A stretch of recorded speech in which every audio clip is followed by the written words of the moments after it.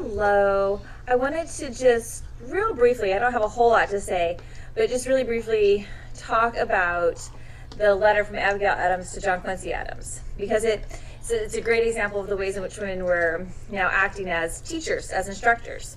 A couple of things about Abigail Adams' letter, though, to point out to you.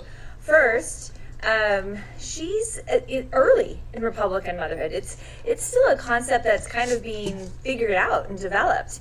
And so she's really this first generation of Republican mothers, which is what makes her, kind of more exciting in that she is providing this instruction for her son, but she doesn't necessarily have the benefits of the education that later women will get. And we're going to see we're using education loosely because it's not the education that their brothers are going to get, but it's some education. It's better than no education. So that's one thing that makes Abigail Adams unique here, if you will, in this letter to her son, in that she doesn't have that education. She's new. She has some education, but she's not going to have the education that's geared towards women becoming Republican mothers. And then the other thing to point out about Abigail Adams is that also might not surprise us to kind of see her in this role, because we saw her before, right? And the writing a letter to her husband, telling him to remember the ladies. So maybe it's not too surprising to now see her writing John Quincy Adams, her son, who will also be president of the United States, about ways that he can become a better citizen. Now, she tells him, right, in this letter, that he owes, right, duties, he has an obligation, right, to society in general, in particular to your country, he says.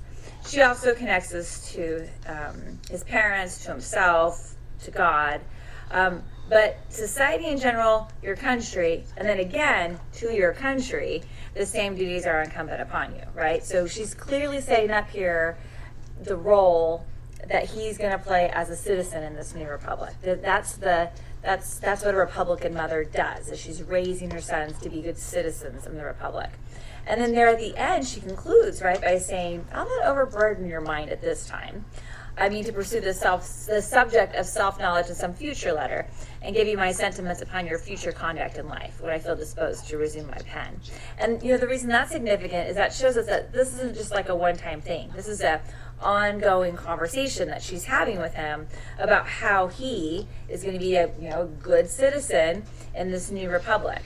She's telling him, I'm not going to trouble you too much now, but don't rest too much. There's another letter coming. We're going to talk about this some more, right? And again, it's his conduct in life, but also your future conduct in life, right? And the subject of your own self-knowledge, right? So again, we'll talk about this later, which again is significant because it shows us that, as I just mentioned, this is a conversation. All right?